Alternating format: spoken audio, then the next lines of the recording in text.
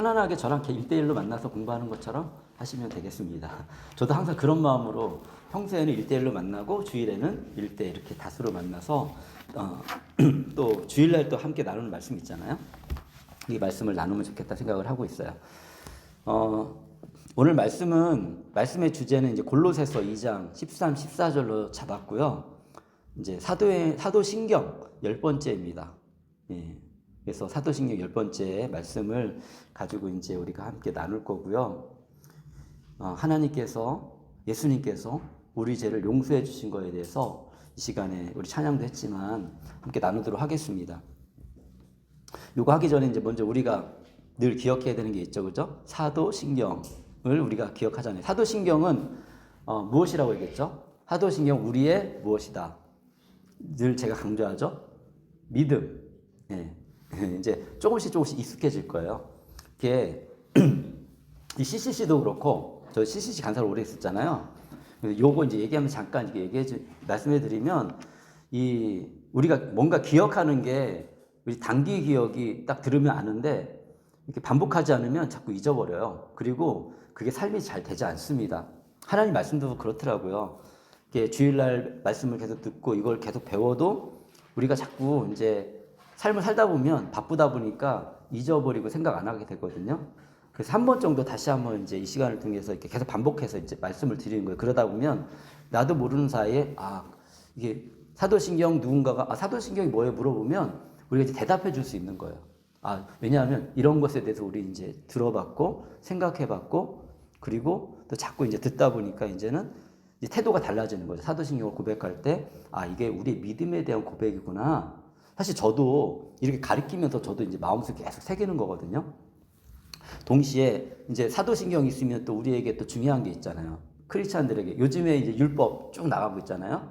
출애굽기 하면서 율법 부분이 나와서 율법 쭉 얘기하고 있는데 그런 것들을 다 포함해서 딱 10개로 정리했어요. 그게 바로 십계명이죠. 십계명.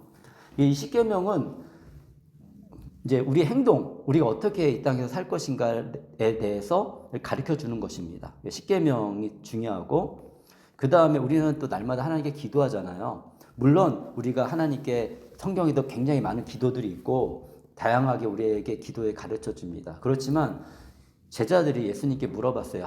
예수님, 우리가 어떻게 기도하면 좋을까요? 라고 물어봤을 때 예수님께서 가르쳐 주신 기도가 주기도문이에요. 주기도예요. 주기도. 그래서 그게 이제 문장으로 되어 있으니까 주기도문 우리가 이렇게 하는 거죠. 그래서 그 형식에 따라 기도하다 보면 그 안에 특별히 중요한 게 우리의 소망이 담겨져 있습니다. 예수님 왜 믿어요?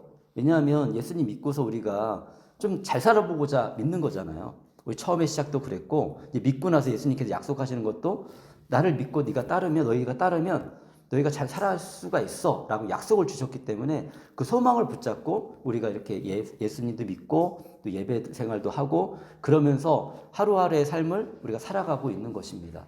근데 이게 우리가 잘 안 돼요. 이렇게 저도 예수님 믿고 살아봤지만 이렇게 뭔가를 하고 할 때 정말 그랬으면 좋겠어. 막 어떤 일 할 때 주님과 정말 어떤 분들 친하신 분들이 있거든요. 그러면 주님 이거 제가 해야 되는데 주님 도와주세요. 그리고 주님 이렇게 하는 게 맞을까요? 이렇게 질문하고 주님과 그게 기도거든요.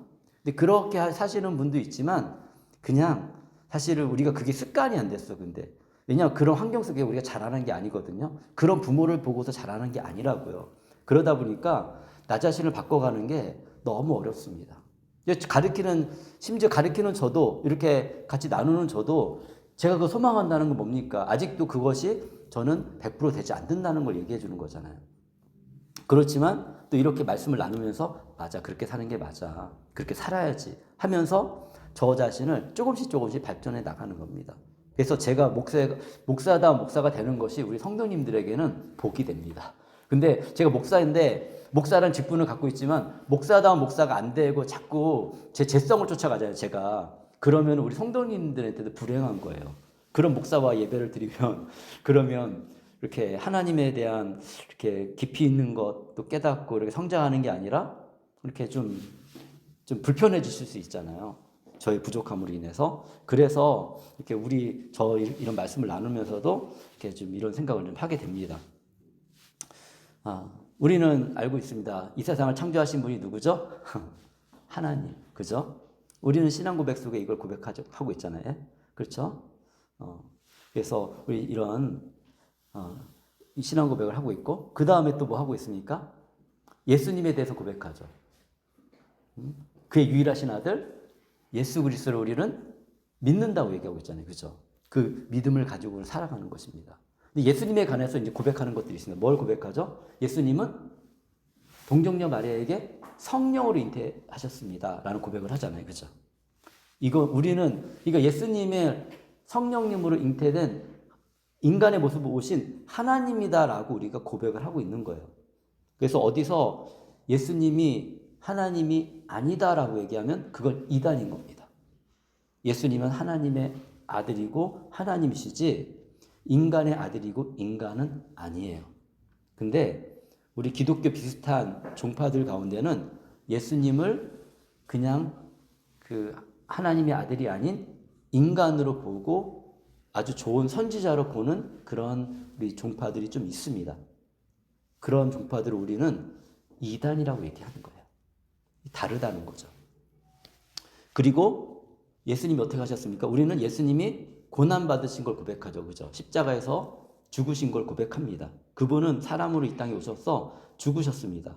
무엇을 위해서? 우리 죄를 용서하시기 위해서. 이거 뒤에는 이제 오늘 나눌 재용서를 하겠지만 죽으시고 어떻게 됐습니까? 고난받고 십자가에 죽으시고 그게 끝일까요? 아니죠. 부활하신 것을 우리 믿습니다. 이것이 당시 기독교인들에게 큰 소망이었어요. 왜냐하면 예수님이 부활하셨다는 것은 우리에게 어떤 소망을 주냐면 우리도 예수님과 같은 모습으로 부활할 수 있구나 라고 알 수가 있는 거예요. 첫 번째 열매이거든요. 예수님은 부활의 첫 번째 열매예요. 첫 번째 열매라는 건 두 번째도 있고 세 번째도 있고 네 번째도 있고 100번째도 있고 1000번째도 있다는 거죠. 우리는 그 부활의 열매에 참여한 사람이 되었어요. 그래서 이 하나님의 말씀 그리고 그 부활하신 본 사람들의 그런 고백 그리고 이런 것들을 통해서 우리는 어떤 확신을 갖냐면 이 땅의 삶이 전부가 아니구나.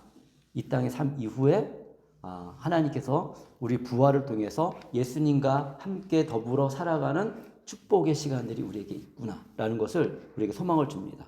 그러면서 예수님 어디가 계실까요? 부활하셔가지고 하나님 우편에 앉아 계시다는 것도 우리는 알고 있고요. 그리고 그게 끝입니까? 아니죠. 예수님께서 다시 이제 우리 얘기로는 마지막 날. 그때가 언젠지는 모릅니다. 근데 재림하시는 그날 오셔가지고 심판하실 것도 우리는 알고 있습니다. 뿐만 아니라 또 뭐를 알 수 있냐면 하나님께서 우리에게 성령을 보내신다는 것도 우리 믿고 있습니다. 예수님이 승천하신 이후에 승천하시기 전에 약속하셨거든요. 요한복음을 읽어보면 많이 나오고요. 그리고 사도행전 1장에서도 얘기하십니다. 오직 성령이 너에게 임하시면 성령이 너에게 임할 거다. 이게 엄청난 얘기거든요. 성령은 하나님의 영이에요. 하나님의 영이 이제는 구약시대와 다르게 이제 나 이후로는 너희에게 임할 거야. 하나님의 영이 임하는 사람들이 특별한 사람이 되었습니다.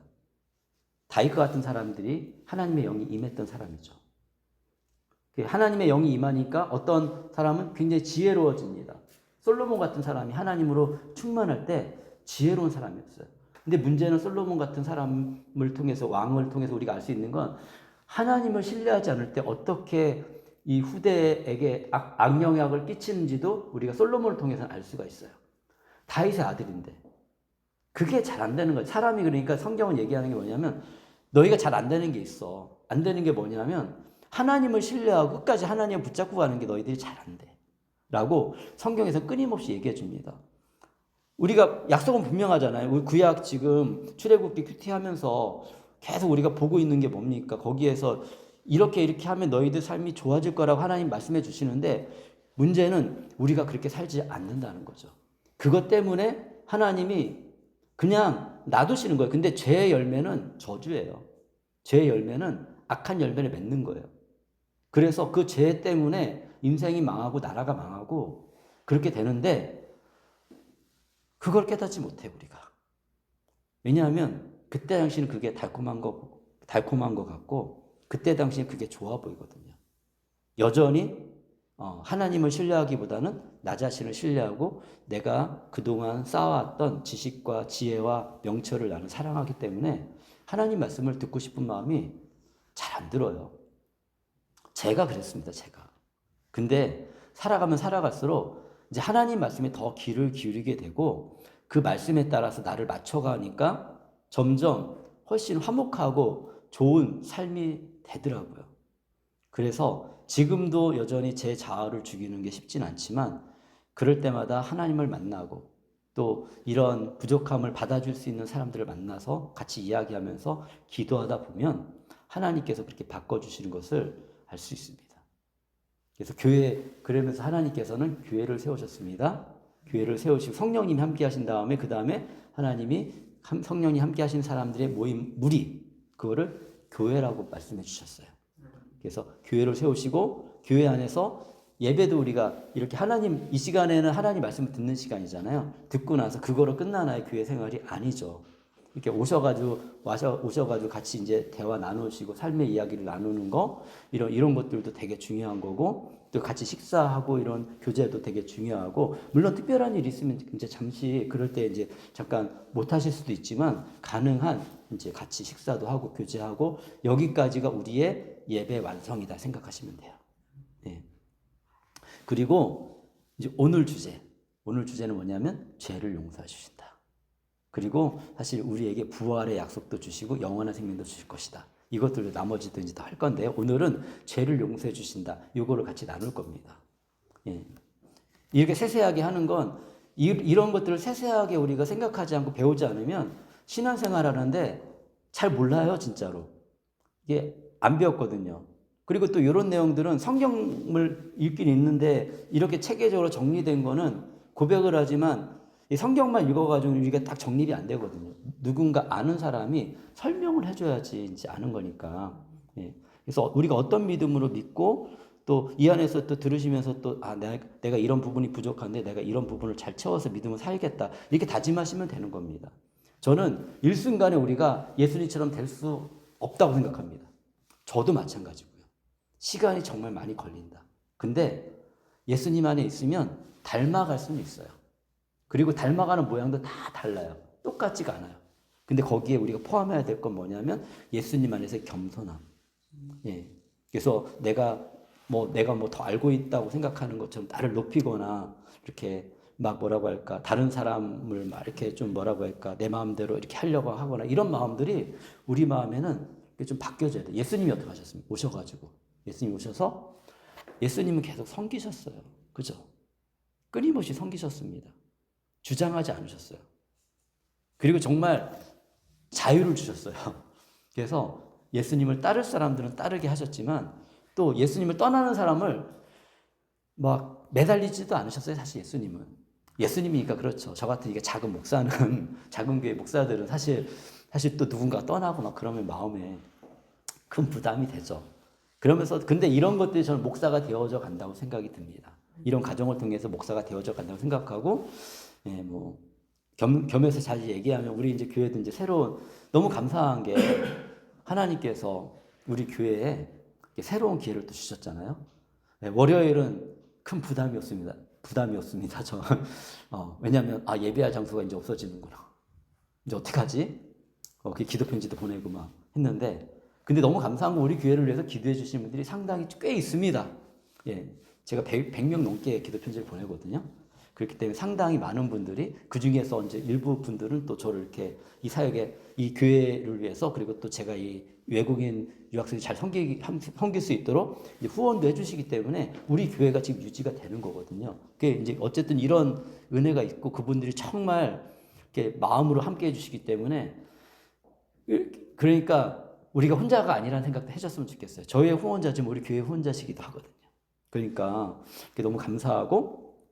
그렇게 이제 그런 순간 그렇게 했을 때 또 수요일 날 저희 아내가 한번 나가보자 해서 나갔고 그리고 그것 때문에 사실 이게 마음이 사람이 무거우면 이게 행동하기가 어렵거든요. 저도 그렇습니다. 근데 아내가 이렇게 나가자 하고 한번 보니까 한번 또 전화해보고 싶더라고요. 그래서 전화를 했더니 거기서 좋은 반응인 거예요. 그리고 제가 원하는 어느 정도의 이걸 타협을 맞춰주려고 애쓰시고 그 금요일 날 만나서 11시에 이제 직접 가서 봤더니 뭐 이렇게 너무 막 럭셔리하고 좋진 않습니다. 그런데 우리가 쓰기에는 괜찮아요. 저희 아내의 기도가 늘 새로운 데가 생기면 부엌이 좋았으면 좋겠어요. 기도했거든요. 왜냐하면 먹는 게 중요하잖아요. 사실 교회에서도 먹는 게 중요합니다. 맛있게 먹는 게 너무 중요하고요. 그리고 유학생들 섬길 때도 먹는 게 중요합니다. 그래서 우리가 마음대로 쓸 수 있는 그런 장소 있었으면 너무 좋겠다 생각이 했는데 청주대 근처에 그런 장소가 생겼고 그리고 또 새로운 도전이긴 하지만 그래도 어디 가든지 마찬가지거든요. 요즘 시대는 뭐 그 정도 비용이 안 들고서 우리가 할 수 없으니까 그 정도 비용에 최선의 장소를 찾은 것 같다 저는 생각을 하고 있고요. 또 다행히 또 제가 이렇게 꾸미고 이런 것도 제가 잘 합니다. 그래서 제 손으로 이렇게 좀 꾸미면은 그냥 괜찮을 거예요. 저는 뭐 건물에 많이 투자하는 사람은 아니에요. 그렇지만 우리가 조용하게 우리 예배 드리고 우리 몇 명 안 되잖아요. 예배 드리고 우리 유학생들도 뭐 예배 나온 사람 몇 명 안 되니까 그곳에서 매일마다 아이들 와서 공부하고 그러면 뭐 그거보다 더 좋은 게 어디 있습니까? 그리고 뭐 아이들 배고프면 뭐라도 라면이라도 끓여줄 수 있고 뭐라도 제가 요리 좀 하니까 뭐라도 볶아서 애들 줄 수 있고 막 이런 장소가 제 마음속에는 있었으면 좋겠는데 이렇게 뭐 쉽지 않았는데 이런 새로운 도전 가운데 그런 장소를 가질 수 있도록 이제 기도해 주세요. 월요일 날 11시에 만나기로 했거든요. 계약 잘 하고 그리고 정말 우리 또 새로운 또 교회에서 소망이 있습니다. 새로운 교회에서 우리 이제 이게 한국 떠나기 전에 세례를 좀 줘야 될 친구가 있거든요. 친구들이 있고 예수님 믿으니까 교회 나서 예배 드리니까 이제 세례를 받아야 될 친구들이 있거든요. 그러면 우리 같이 이 새로운 교회에서 세례를 줬으면 좋겠다. 타이밍도 너무 잘 맞는 것 같아요. 왜냐하면 딱 새로운 교회에서 우리 교회에서 이제는 이렇게 여기도 우리 교회지만 우리가 예배 드리니까 그렇지만 여기는 이제 좀 이렇게 나그네처럼 있는 교회였고 정말 우리가 우리의 비용을 지불해서 우리가 이렇게 꾸밀 수 있고 우리 마음대로 쓸 수 있는 우리 교회에서 이렇게 세례를 주면 너무 좋겠다 생각했는데 그런 기회가 우리가 와서 하나님의 신실하심은 정말 너무 놀랍다. 저는 이런 데서 하나님의 은혜를 경험해요. 다른 데서 경험하는 것도 있겠지만 인생이 그랬거든요. 하나님을 의지하면 그런 은혜가 있어요. 내가 계획하고 생각하지 않았고 때로는 내가 원하지 않았는데 바뀌어지는 환경과 어떤 상황이 나에게 큰 유익을 주고 내 소망을 이루어가는 것들 보면서 나쁜 게 아니구나. 하나님은 이런 분이구나. 이런 것들을 우리 성도님들이 삶 속에서 저는 경험했으면 좋겠어요. 예. 이게 진짜 하나님 믿는 맛을 느끼는 거거든요. 예. 네, 그러면은 이제 본문으로 들어가서 골로새서 2장 13, 14절 이렇게 말씀하십니다. 또 여러분은 죄를 지은 것과 우리는 다 죄인입니다. 성경은 우리 이 모든 인류는 죄인이라고 얘기하고 있고 왜 죄인이냐면 아담과 하와가 하나님을 떠났기 때문에 그래서 죄가 우리 안에 들어왔다라고 얘기하고 있어요. 그러니까 육신이 할례를 받지 않은 것. 자, 육신이 할례 받지 않은 것은 구원받지 못한 우리 상태를 표현하는 거예요. 이제 구약 성경을 알면 할례라는 단어를 들어봤을 거예요. 자, 그럼 할례라는 것이 무엇이냐? 할례는 하나님께서 아브라함에게 주신 약속이에요. 그러면 하나님께서 왜 아브라함에게 할례를 주셨느냐? 하나님은 우리를 잘 알고 계시거든요. 아담과 하와가 하나님을 잘 기억하고 말씀을 따랐습니까? 아니죠. 자, 그럼 노아 시대 사람들이 하나님을 잘 기억하고 하나님을 따랐습니까? 아니죠. 하나님도 경험이 있으세요. 하나님이 창조하신 자유의지를 가진 아주 좋은 가장 창조물 중에 가장 고귀한 존재인 인간을 창조했는데 하나님의 기대는 뭘까요? 하나님 말씀을 잘 따르고 하나님 안에서 우리가 하나님 창조하신 이 세상 속에서 행복하게 살아가는 거예요. 그리고 우리의 자녀들도 행복하게 살아가는 거예요. 근데 아담과 하와가 주님을 떠나니까 행복해졌습니까? 제일 첫 번째 경험한 게 뭐예요? 아담과 하와가 경험한 거는 하나님을 떠난 아담과 하와가 경험한 거는 제일 첫 번째는 선악과를 따먹자마자 수치심을 경험했습니다. 죄는 우리에게 수치심을 줍니다. 그 다음에 하나님을 두려워하는 마음이 생겼습니다. 예전에는 하나님이 너무 좋았어요. 하나님, 왜냐하면 우리도 마찬가지예요. 우리가 하나님과 잘 지내잖아요. 하나님 너무 좋아요. 힘들 때 하나님 찾아가서 기도하는 거 쉽습니다. 근데 우리의 삶이 하나님을 따라가지 않고 죄악된 모습 속에 여전히 거하고 있잖아요. 그러면 하나님께 가는 게 되게 부끄러워요. 근데 하나는 제가 알려드릴게요. 그럼에도 불구하고 하나님께 나가셔야 됩니다. 왜냐하면 하나님은 용서하시는 분이고 받아주시는 분이에요. 하나님이 가장 기뻐하는 건 그럼에도 불구하고 하나님을 찾아가는 거예요. 자, 그 다음에 이 말씀 드리려고 했는데 아담과 하와가 에덴 동산에서 쫓겨서 나왔어요. 그 다음에 경험한 첫 번째 경험이 뭡니까? 가인이 아벨을 죽인 거예요. 내 몸의 열매인 아들이, 첫 아들이 둘째 아들을 죽이는 겁니다. 인간의 이런 살인과 전쟁은 에덴 동산을 떠나면서부터 이미 시작되었습니다. 그래서 하나님이 우리에게 내가 존재해. 내가 너를 돌보고 있고 함께하고 있어. 내가 너의 몸에 흔적을 좀 줄게. 그게 바로 그때는 남성 중심의 사회였거든요. 그러니까 남자들에게 그런 할례를 행하게 했어요. 할례라는 건 뭔지 아시죠? 남성의 성기의 끝을 잘라버리는 겁니다. 그러면 우리 소변 매일 보잖아요. 그죠? 여성들하고 남성의 소변 보는 방법이 다르죠. 그러니까 남성들은 늘 그걸 보면서 내가 하나님의 자녀인 것을 기억하는 거예요.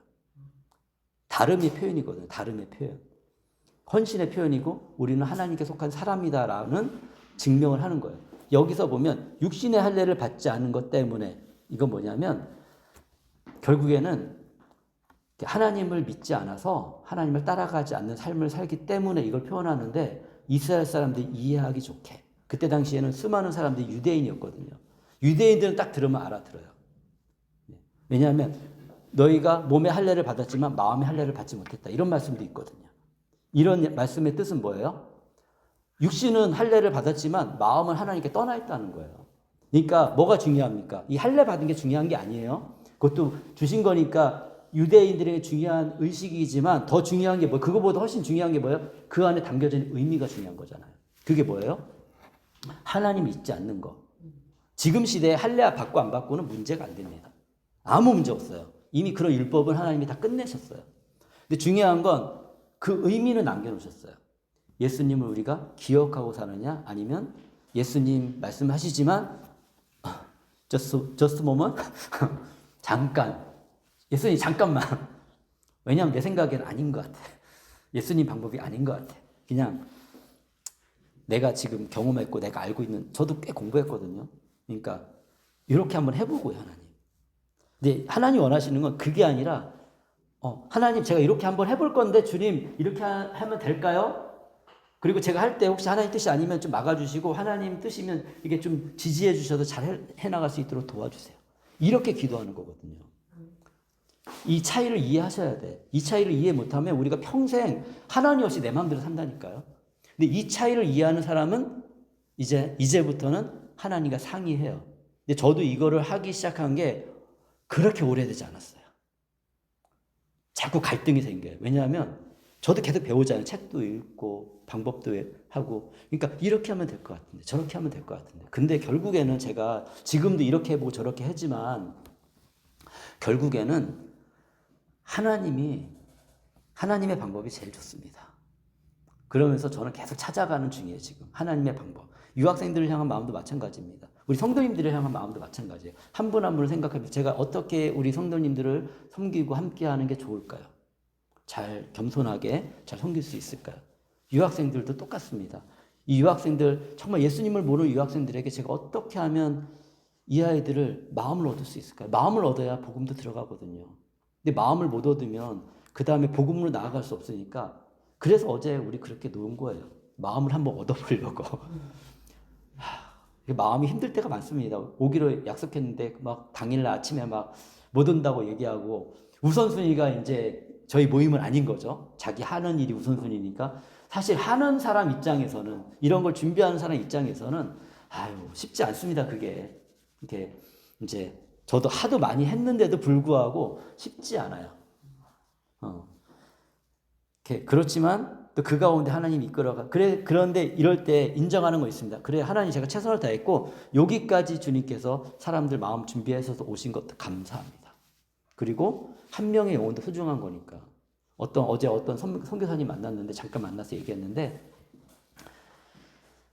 이렇게 위기 상황에서 이렇게 나오셨거든요. 근데 말씀하시더라고요. 예수님이 이렇게 참된 목자가 돼야 된다고 얘기했지. 참된 목자가 몇 명의 양을 이렇게 섬겨야 된다는 거 말하지 않지 않았느냐. 선교지에서는 그렇거든요. 어떤 선교사님은 한 명의 영혼을 붙잡고 오랜 기간을 보내야 돼요. 모슬렘, 이슬람권에서는. 근데 그러면 이 선교사님은 사건 목자인가? 한 명이니까? 아니에요. 이 한 명을 어떻게 대해야 하느냐는 하나님이 아시는데 마음으로 대하면 저한테도 굉장히 격려가 되더라고요. 이 작은 교회에서 영혼을 돌보고 유학생들 하는데 유학생들 우리 많지도 않잖아요. 그죠? 그런데 예수님을 알아가고 조금씩 성장하는 것을 우리가 눈으로 보고 있잖아요. 그죠? 지금도 아직도 성장하려면 아직 멀었습니다. 이게 우리 성도님보다 훨씬 쉽지 않습니다. 예, 한 명 한 명을 돌보고 또 이렇게 그들의 삶을 돌보고 그리고 균형 있는 삶. 우리 한국 사람이 뭐 완벽하진 않지만 그래도 조금 문화적으로 다르고 그리고 그러다 보니까 이런 부분들을 또 잘 섬겨야 될 것들도 있고 그러면서 천천히 이제 건면하고 이렇게 하는데 우리 마음이야 한마디 하면 착 변하면 너무 좋겠죠. 근데 사람이 그렇게 변하지 않잖아요. 어쨌든 예, 이런 것들이 이렇게 쉽지 않은데 이게 다 죄 때문에 그렇거든요. 시간이 걸립니다. 예. 예, 그 하나님께 나아가라는 얘기 하다가 이 얘기가 나왔는데 이제 이해가 되죠. 이제 할례를 받지 않은 것 때문에 죽었으나 그러니까 죽은 거예요. 그러니까 마음의 할례를 받지 않았기 때문에 죽은 거예요. 육신의 할례가 아니라 하나님께서는 여러분을 근데 믿는 사람들이 얘기하는 거거든요. 그리스도와 함께 살리시고 어떻게 살리셨느냐? 예수 그리스도와 함께 살리셨다는 겁니다. 그 어떻게 살리셨냐? 또 우리의 모든 죄를 용서하여 주셨습니다. 죄가 용서돼야 새로운 시작을 할 수 있어요. 근데 그 용서의 열쇠는 누구냐? 예수 그리스도. 예수 그리스도를 믿을 때 뭘 믿느냐? 예수 그리스도. 우리 신앙 고백이거든요. 예수님께서 우리 죄를 위해 십자가에 죽으시고 그 예수님께서 죽으신 것 때문에 우리 죄는 용서받을 수 있습니다. 이걸 믿고 받아들일 때 우리 죄가 용서되는 거예요. 그게 사실이라도 내가 안 받아들이면 하나님 우리 존중해 주신다니까요. 네가 안 받아들였으니까 그러면 너는 여전히 네 스스로의 선택으로 넌 죄인이니까 죄인으로 인정해 줄게 내가. 하나님 법이 있는데 그 법을 우리가 안 받아들이니까 그럴 수밖에 없는 거예요. 그렇죠? 한국에 법이 있잖아요. 그죠? 법이 있는데 우리가 안 받아들이고 죄인이죠. 그죠? 죄인이 되잖아요. 그죠? 그럼 어떻게 합니까? 법에 권위 있는 사람이 우리를 심판하겠죠. 내 스스로 생각했어요. 난 이게 옳다고 생각해서 내가 이렇게 했으니까? 근데 법이 봐줍니까? 법이 안 봐주죠. 법적으로 네가 이렇게 했으니까 이건 잘못된 거야. 그러니까 너는 이렇게 벌을 받을 수밖에 없어. 근데 그것도 그 사람의 선택을 존중해 주는 거죠. 이미 미리 얘기했고 그것이 아니라는 충분한 지식을 계속해서 알려줬지만 안 받아들이는 데는 어떻게 하겠습니까? 스스로 책임을 지게 하는 거예요. 이 원리가 하나님과의 관계 속에서 그대로 적용이 됩니다. 하나님 우리 사랑하시지만 그래서 근데 세상은 우리를 방치할 수 있어요. 방치. 사람은 악해요. 하나님보다 진짜 악하기 때문에 내 마음에 안 들면 그 사람을 방치해버리고 관심도 안 갖고 이렇게 할 수 있다고요. 사람은 그래요. 저 안에서도 어쩔 때는 막 그런 것들이 끌어오를 때가 있어요. 왜냐하면 쉽지 않거든요. 정말로 오랜 기간 동안 기다려주고 애쓰고 에너지를 들여서 섬겨주려고 하는데 이 사람은 몰라요. 그거를. 그래가지고 그냥 이렇게 그냥 자기 마음대로 살아요. 그럼 어떻게 해야겠어요? 제가? 기다려주고 기다리다 저는 그러면 그냥 하나님처럼 그냥 이제는 기다릴게. 그 사람이 나한테 반응할 때까지는 기다릴 수밖에 없잖아요. 내 노력을 안 하는 게 아니고 계속 몇 번의 기회를 주고 노력을 했는데도 불구하고 그렇지 않으면 저도 뭐 제가 어떻게 하겠습니까? 제가 하나님도 아니고. 그러니까 기다리는 거죠. 예. 그런데 다가서면 하나님은 언제든지 용서해 주시고 받아주신 것이죠. 이게 예수님의 용서예요. 세상에 이런 용서가 어디 있습니까? 우리가 부끄럽고 정말 나 같은 죄인이 하나님 만나도 될까요? 라고 말할 때 하나님은 만날 수 있지. 네가 왔는데 그 마음 자체가 난 너무 기쁘다 말씀하시는 거예요. 하나님께서는 우리에게 불리한 조문이 들어있는 조문이라는 게 뭘까요? 뒤에 답이 있습니다. 이렇게 보시면 돼요. 성경을 볼 때도. 조문이 뭔지 모르겠죠. 찾아보면 좋겠지만 이게 문서예요. 문서. 예, 어떤 조문이라는 것은 뭐냐면 우리가 한번 들어보면 대충 알잖아요. 그죠? 어떤 느낌인지 알죠? 공식 문서예요. 공식 문서. 조문이라는 것은. 근데 답이 그 문서가 뭐냐면 조문이 들어있는 빈 문서를 지워버리시고 빚진 자라는 거예요. 우리는. 하나님 앞에 우린 빚진 자예요. 하나님 우리에게 생명을 주시고 은혜를 주시고 모든 축복을 주셨는데 하나님이 떠나버렸잖아요. 그럼 그것에 대해서 하나님은 법을 지키시는 분이기 때문에 우리 심판하실 수밖에 없어요. 안 사랑해서 심판하는 게 아니에요. 사랑하지만 보세요. 하나님이 이랬다 저랬다 하면 우리가 하나님 신뢰할 수 있겠습니까? 우리 한국 법이 이랬다 저랬다 하면 우리 이게 우리 똑같은 거예요. 우리 한국 법을 우리가 신뢰하겠습니까? 그렇게 하면 우리 분노하잖아요. 그죠? 대통령이 마음대로 이랬다 저랬다 하면 우리 분노하잖아요. 법이 이런데 법을 따라가야지. 대통령이라도 그렇게 못한다고요. 공의와 정의라는 것은 우리 안에서 우리가 같이 합의된 법을 잘 지키는 게 중요하고, 그래서 이 법을 우리가 때로는 고치기 위해서 대표자, 국회의원을 뽑아가지고 이 사람들이 법을 고치는 발언도 하고, 우리는 그 사람들에게 우리의 어떤 부족함, 우리의 이렇게 불이한 것에 대해서 얘기하고, 그런 거예요. 세상 법은 그렇게 만들어집니다. 근데 하나님은 정말 다행인 게 모든 인간의 공의와 정의를 합친 것보다 더 공의롭고 정의로우신 분이고, 그리고 자신이 만든 법을 지키시는 분이에요. 그렇기 때문에 심판이 있는 거예요. 근데 그 법 가운데 또 새로운 법을 세우시잖아요. 그러니까 국회의원이 새로운 법을 발의한 거랑 똑같은 거예요. 원래 이게 다 죽어야 되는데 하나님이니까 최고 권위자가 또 그 법을 또 우리를 불쌍히 여기는 마음으로 만들 수 있습니다. 왕정 시대가 그랬던 거죠. 하나님 왕이잖아요. 그러니까 우리 민주주의 시대는 아니에요. 그게 왕정 시대입니다. 근데 그분이 공의롭고 정의로우니까 내 아들을 이 죄를 위해서 죽이면 그걸 믿는 사람들은 대가를 치렀으니까 법문서를 내가 없애줄게. 빈문서를 없애줄게. 너희 생명으로 갚아야 돼. 저주받음으로 너희가 갚아야 돼. 근데 내가 이거를 없애줄게. 조건은 딱 한 가지야. 내가 행한 이 놀라운 은혜를 너희가 믿기만 하면 돼. 너무 쉽기 때문에 사람들이 안 믿어요. 근데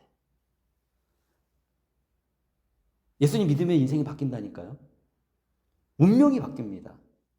우리의 운명은 뭡니까? 다 죽고 저주 가운데 멸망하는 게 우리 운명이에요.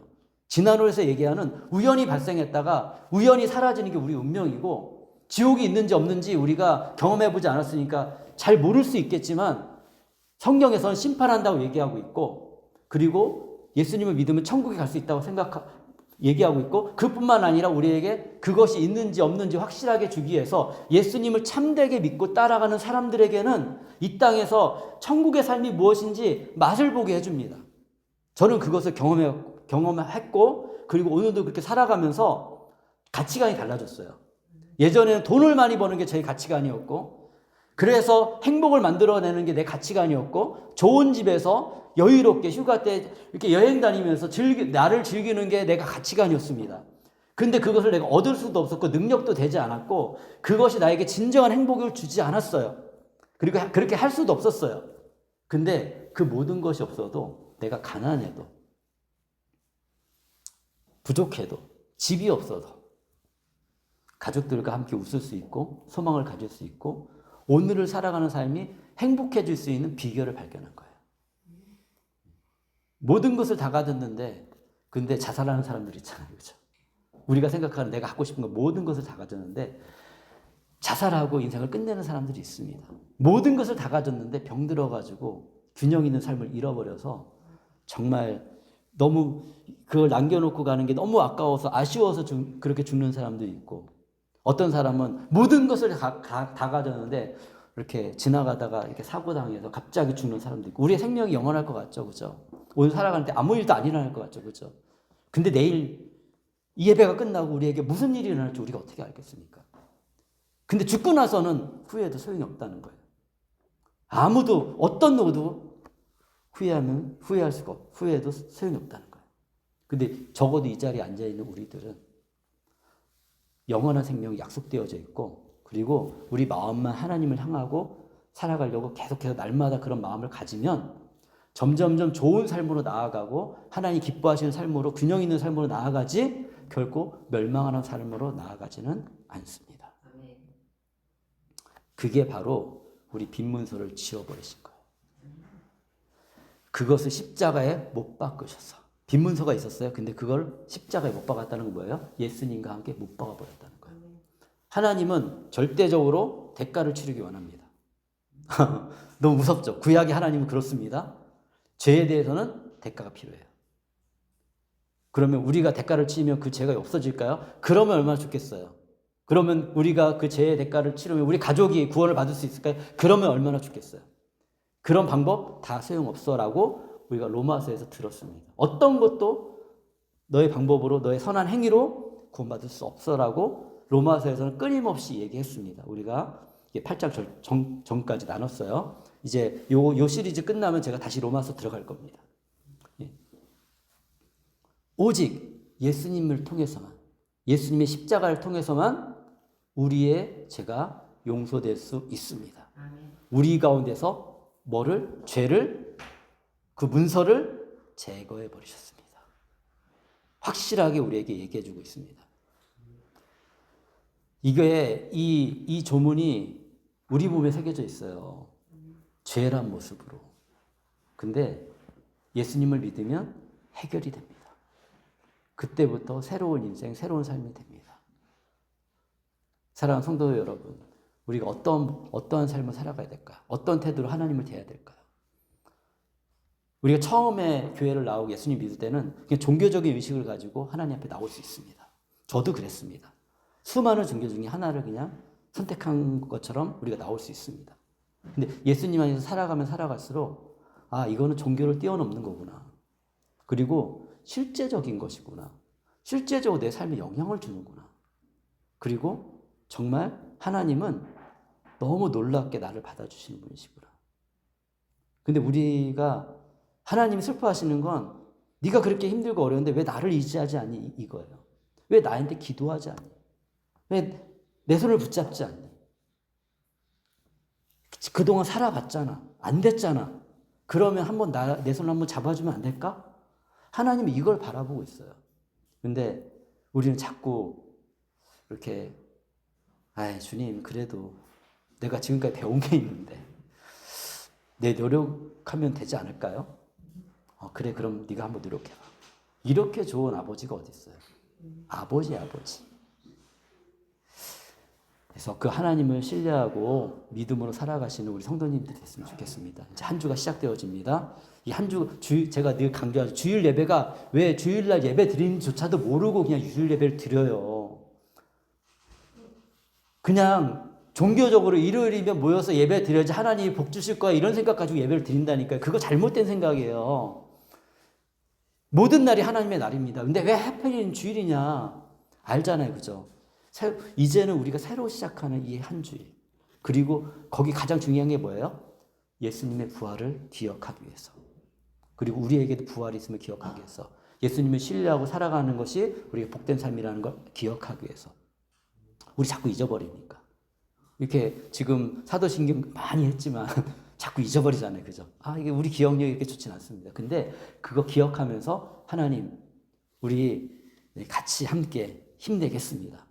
주님 또 한 주 동안 우리가 이제 교회를 우리가 교회지만 이장세 같이 한 주 동안 이렇게 모여 있는 거 아니잖아요. 각자의 자리에서 각자의 삶을 살아가면서 하나님 기억하며 살겠습니다. 근데 일주일 살다 보면 또 잊어버리고 또 이렇게 또 내 마음대로 살 수 있어요. 그러면 와가지고 또 하나님께 이렇게 말씀드리면서 또 기도하시고 하나님과 회복하고 혼자 기도하기 힘드신 분들 있거든요. 교회 나와서 같이 기도하고 그러면서 그것이 발전돼서 개인의 삶 속에 기도가 이제 시작되어지고 그러면서 하나님과 친밀해지면서 하나님이 주신 열매들을 나 혼자 막 하는 게 아니라 같이 나누는 거죠. 하나님이 이렇게 인도하셨습니다. 하나님이 이렇게 인도하고 계세요. 이렇게 내가 힘드는 것들 같이 나누면서 이렇게 하다 보면 하나님이 이걸 정말 기뻐하십니다. 그러면서 이제는 조금 우리 마음의 여유가 생기면 주변에 어렵고 힘든 사람들도 눈에 들어와요. 그때는. 그러면 이제는 내가 좀 지금까지 내 삶을 잘 세우기 위해서 애썼지만 이제 어느 정도 내 삶이 이제 세워지고 있으니까 이 주변에 이런 사람들도 내가 한번 도와봐야지. 내가 할 수 있는 능력 안에서 작은 것들을 돕는 거예요. 그런데 그걸 통해 하나님은 너무 기뻐하세요. 이제는 너 자신만 바라보는 게 아니라 너의 이웃도 보고 있구나, 너가. 내가 원하는 게 이거야. 이걸 통해서 나는 이 땅의 모든 사람들이 복받았으면 좋겠어. 다 나를 믿고 하나님의 축복 가운데 그 삶을 누렸으면 좋겠어. 이게 주님이 원하시는 마음이에요. 이걸 아는 사람들이 선교사로 떠나는 겁니다. 이걸 아는 사람들이 전도를 시작하는 겁니다.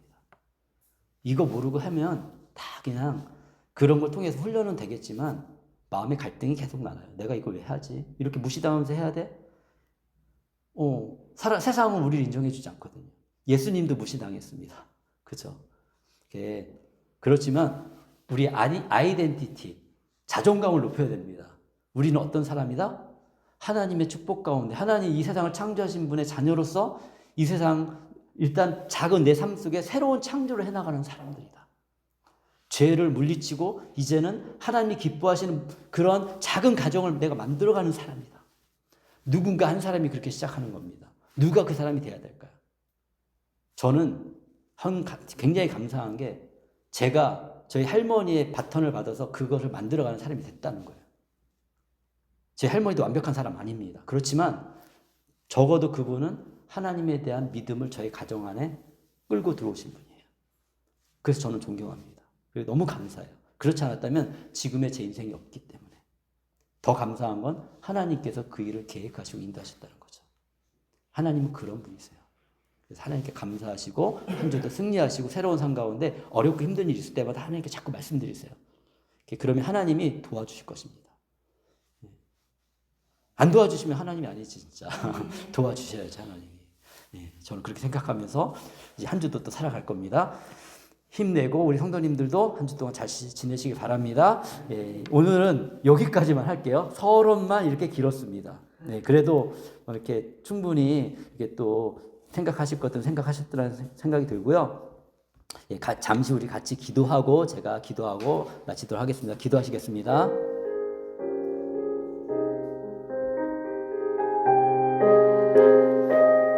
사랑하는 주님, 감사합니다. 하나님, 우리가 이렇게 함께 모여서 주님 안에서 힘을 내어 예배드리고 믿음의 삶을 살아가게 하시니 주님 감사합니다. 신실하신 하나님 아버지 감사합니다. 오늘 또 우리 함께 모여서 하나님께 정말 사랑하는 마음을 가지고 또 주님의 손을 붙잡는 마음을 가지고 예배를 드렸습니다. 우리 죄를 용서해 주신 그 사실을 우리가 배우고 알았습니다. 하나님, 죄악된 우리를 용서해 주신 거 너무 감사합니다. 주님, 우리를 새롭게 하시고 날마다 새롭게 하시고 또 주님 안에 거하여서 믿음으로 잘 살아가는 우리 삶이 될 수 있도록 주께서 축복하여 주시옵소서. 예수 그리스도의 이름으로 기도합니다. 아멘. 지금은 우리 주 예수 그리스도의 은혜와 하나님의 사랑과 성령님의 함께 하심이 예수님을 믿고 한 주를 시작하는 모든 믿음의 성도들에게 지금부터 영원까지 함께 있을지어다. 아멘.